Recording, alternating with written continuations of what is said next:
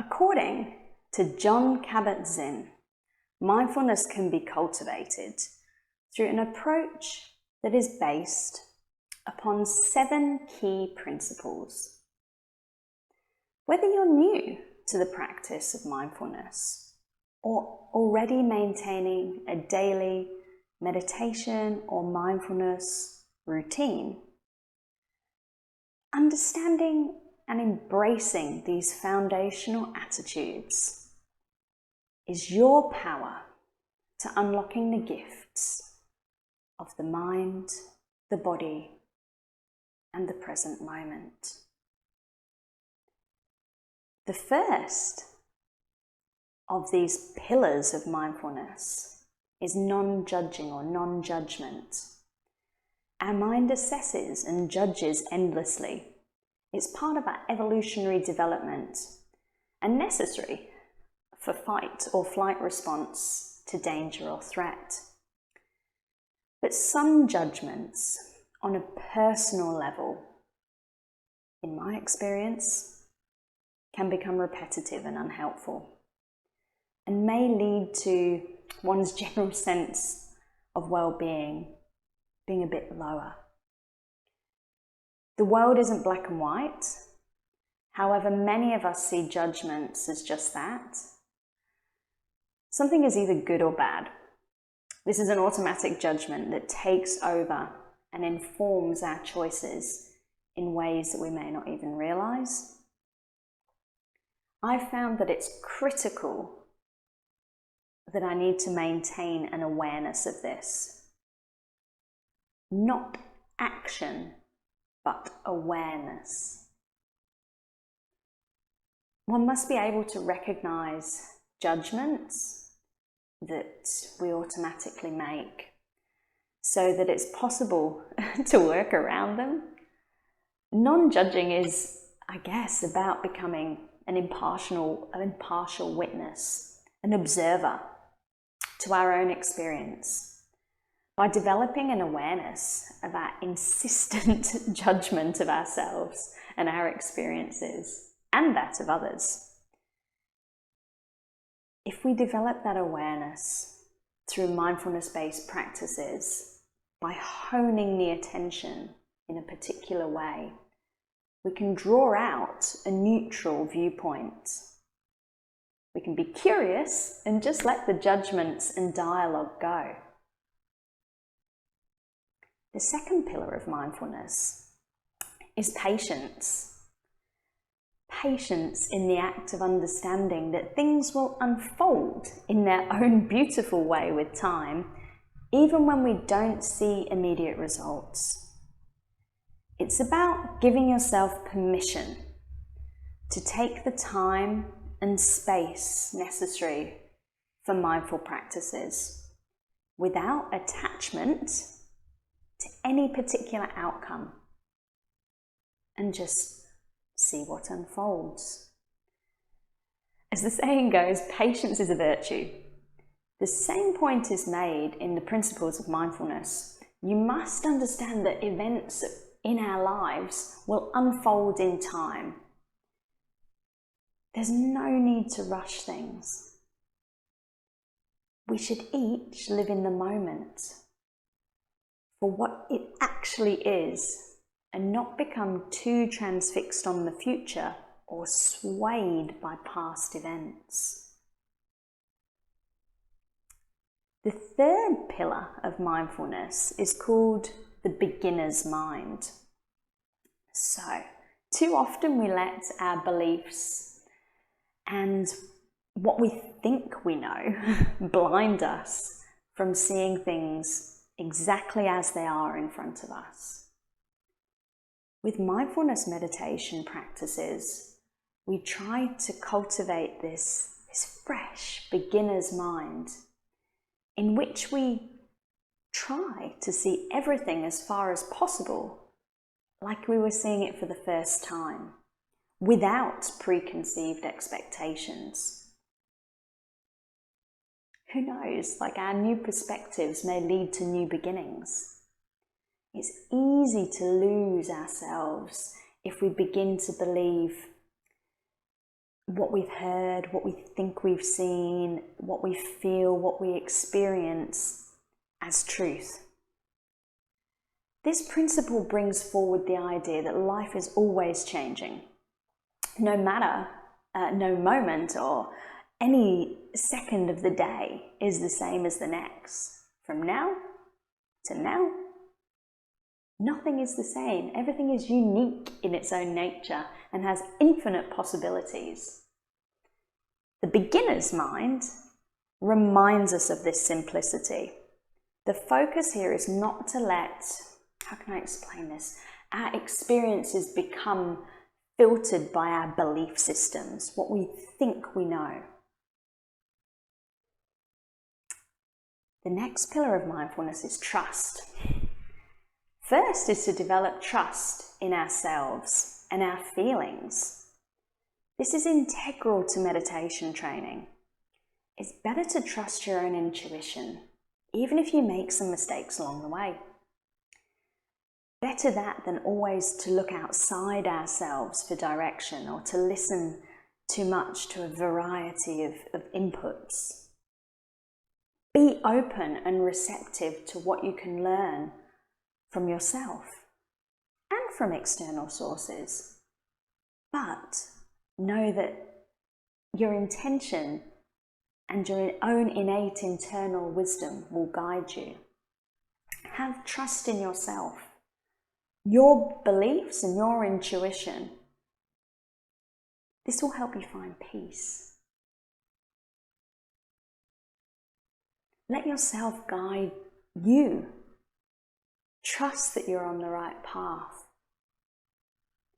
We should all be open to learning and listening, but ultimately know that the choices that we make should be based upon what we think we believe. The next pillar is not striving. Through meditation, it takes quite a lot of work and energy, yet it is essentially non-doing. And I find a lot of people that I've taught have said, if only I could relax, I'd be a better meditator, I'd be healthier, my body would be better, I'd find my day-to-day activities better. This implies that things are incorrect. What we need to work on is accepting that everything is okay right now. And that's what I encourage you to bring out in your students. Be in the present and let go of results. This is by far the most difficult of all of the pillars to embrace. Because almost everything we do in our human lives is attached to a purpose or a goal. Though in the meditation domain, goals are effectively gained more by backing off and releasing and letting go than from striving. Focusing more carefully on seeing what's there or as it is. Acceptance creates a touchstone for growth, but more than that, being and trusting in ourselves is crucial within the principles of mindfulness. Non-striving is the practice of recognizing that who you are is actually good enough, and that striving to be different or somehow better can actually be distracting. I encourage you to embrace who you are and find comfort in that. This will allow you to drop inside and concentrate on the things that matter in that present moment. The next pillar is acceptance. This means seeing that things are actually okay in the present moment. Unless maybe you're in an earthquake, generally things are pretty okay. Whatever your present physical, emotional or spiritual state, learn to accept. If you don't want to remain stuck in frustrating, vicious cycles, loops of wanting things to be different, it's important to realize that you can actually love and accept yourself however you are. Remember, being mindful is really, when you sit to do meditation, it's the only time that you're really taking time for you.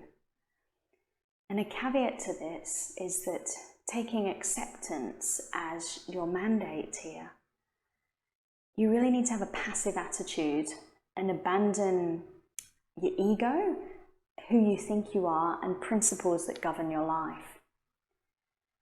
You simply need to be willing to see things as they are right now, reminding yourself that being receptive and open to whatever you think, feel, or see is completely fine. This is the key to growing and to healing. Acceptance sometimes can actually be misconstrued. It can be seen as complacence. Well, what I would say to that is that complacence is different. With acceptance, you're choosing to step back, choosing to see things as they are, and learning to accept what is in front of you, and trying not to be clouded by our biases. We examine the facts that are in our world and learn to love and live with them as they are. Key to our last pillar of mindfulness is letting go. It seems pretty simple, yet I think actually relaxing can really be quite difficult depending on what your day-to-day activities are. When people naturally become fixated on their own thoughts and ideas, you'll find this in classes when teaching. It actually can make people more stressed. They feel like they're not being able to do the meditation practice. They're really focused on the outcome. So for you as a teacher, guide your students to relax, to worry, and to not worry, and to focus on what's actually going on in the body at the moment. Or I'll teach you lots of different techniques to help take people out of that chatter of the mind, where they can be focused on, attaining a goal, past or future expectations. So, again and again, if we repeat this with our students, it will help them break out of that attachment to an end goal and also enable them to let go. So in meditation practice, we put aside our tendency to evaluate the good aspects of our experience along with the bad, and not, also reject them as well, but just put them on the shelf because they're going to be there before and after. When we become aware of the mind's impulses to dwell or grasp or push away, we can recognize and choose not to pursue those trains of thought. We can simply observe and let it go. Notice and let it be. If we imagine what some aspects of our life would be like if we let go of more things, how amazing could that be? It is a long practice. It's the practice of my life, and hopefully you're going to enjoy coming along on this journey with me and grabbing some tools for your students to use in classes or simply to reflect in your own life as well. So that's the 7 pillars of mindfulness.